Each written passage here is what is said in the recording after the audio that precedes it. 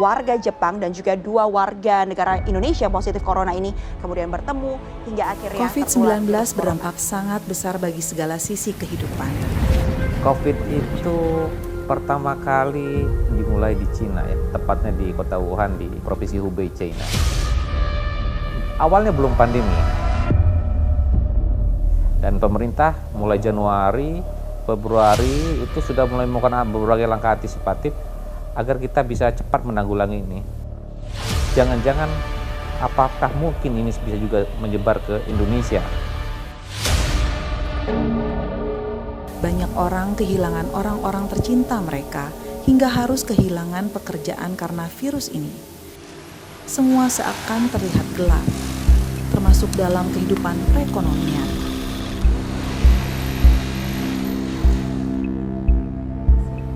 Awalnya usaha saya bergerak di bidang konveksi untuk seragam di dinas dan di pabrik.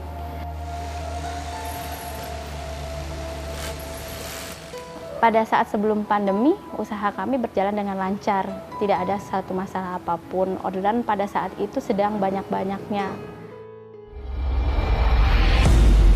Di saat pandemi, semuanya serba susah. Teman-teman banyak yang nggak bisa bekerja. Saya harus menjual 1-2 mesin untuk kasih kontribusi ke mereka. Minimal apa yang harus saya lakukan agar teman-teman bisa tetap bekerja.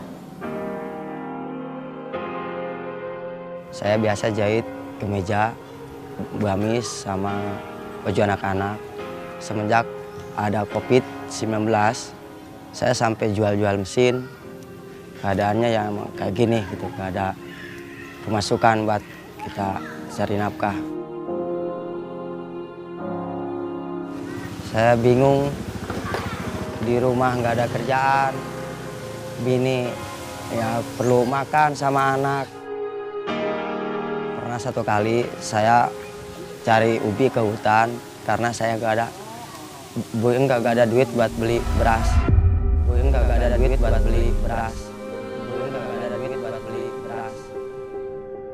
Sekolah juga sekarang diliburin, suruh beli kota. Kita kan buru-buru buat beli kota. Buat makan aja kita susah.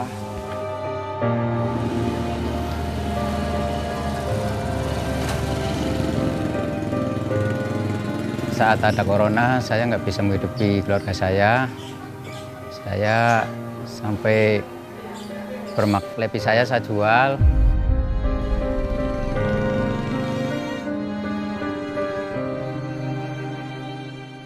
Seringkali istri dan anak-anak nggak bisa makan.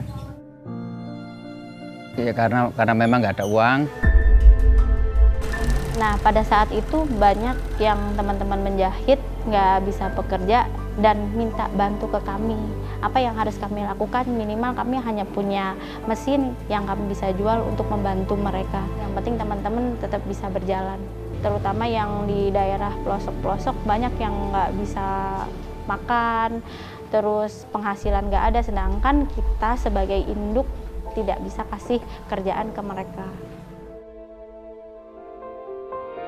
Dalam masa pandemi ini masa-masa sulit bagi banyak pihak. Warga yang kehilangan pekerjaan. Nah, ini bisa kita gerakkan, bisa kita berdayakan sehingga mereka tidak semakin terpuruk dengan kondisi saat ini.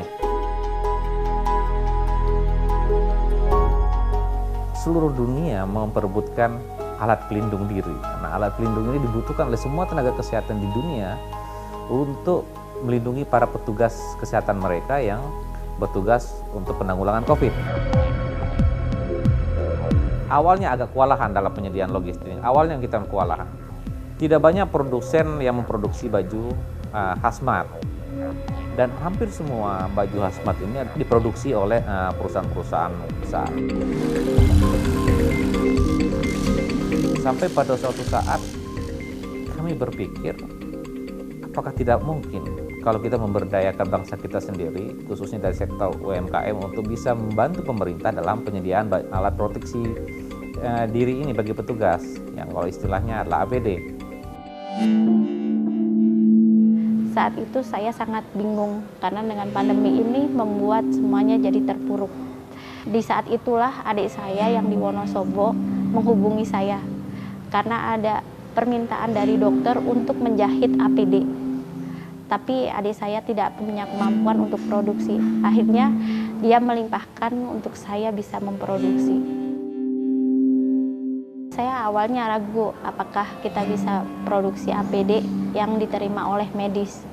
Pada saat itu saya sangat buta harus mengerjain apa, karena biasanya kita tuh mengerjakan seragam-seragam sekolah, pabrik ataupun dinas.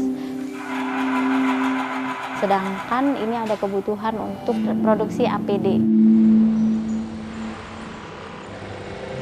Saya cari tahu di online, di YouTube, di Facebook bagaimana APD ini bisa diterima dan bagaimana APD ini bisa diproduksi sesuai standarisasi. Awalnya kami tidak yakin UMKM bisa memproduksi baju dengan medical standard yang diharapkan. Karena apa? Karena UMKM setahu kami belum memiliki standar untuk itu dan mereka belum berpengalaman dalam memproduksi baju hazmat atau baju proteksi alat pelindung diri bagi petugas medis.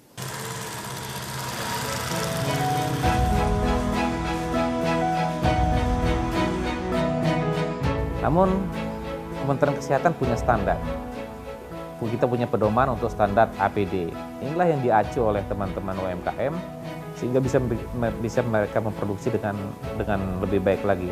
UMKM hanya butuh pembinaan sehingga mereka bisa bersaing dengan pabrikan-pabrikan besar.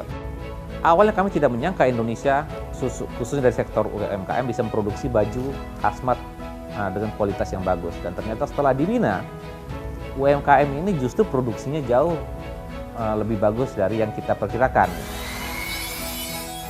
Awal kami produksi membuat APD dengan bahan spunbond. Awalnya kami coba koreksi baik itu pola sampai dengan bahan. Berjalannya waktu, kami akhirnya menemukan bahan yang aman dan nyaman dipakai oleh para medis.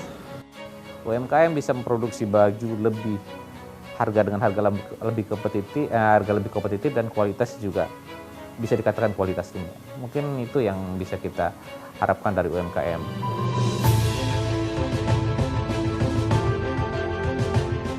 Saya mencoba untuk mendapatkan standar kualitas dengan uji lab. Itu hal yang tidak mudah karena saya harus melewati beberapa tahap, baik itu standar kualitas, standar bahan, ataupun standar jahitan. Itu yang membuat kita yakin produk UMKM kita ini bisa diterima di umum dan medis. Dan ternyata produksi UMKM ternyata bisa setara bahkan lebih bagus juga dari produksi pabrikan sendiri. Jika UMKM kita libatkan lebih maksimum, kami yakin kedepannya kita dari sisi ketahanan nasional akan lebih baik, khususnya untuk bidang kesehatan. Kami sudah melihat sendiri bagaimana produk UMKM mampu bersaing dengan produk pabrikan dengan kualitas yang cukup bagus, dengan harga yang jauh lebih kompetitif, dan ini insya Allah bisa menunjang ketahanan Indonesia di bidang kesehatan. Terima kasih kepada Kementerian Kesehatan yang telah memberikan pekerjaan kepada saya. Alhamdulillah saya ada kerjaan dari UMKM, jahit APD. Saya bersyukur banget, alhamdulillah. Bini saya ada makan sama anak. Terima kasih kami sampaikan kepada Kementerian Kesehatan Republik Indonesia yang telah memberikan kesempatan kepada kami sehingga kami memberikan kontribusi ke negara dan bangsa, serta kami berkomitmen untuk memberikan yang terbaik. Terima kasih kami ucapkan sekali lagi. UMKM bisa, UMKM mampu, UMKM hidup kembali.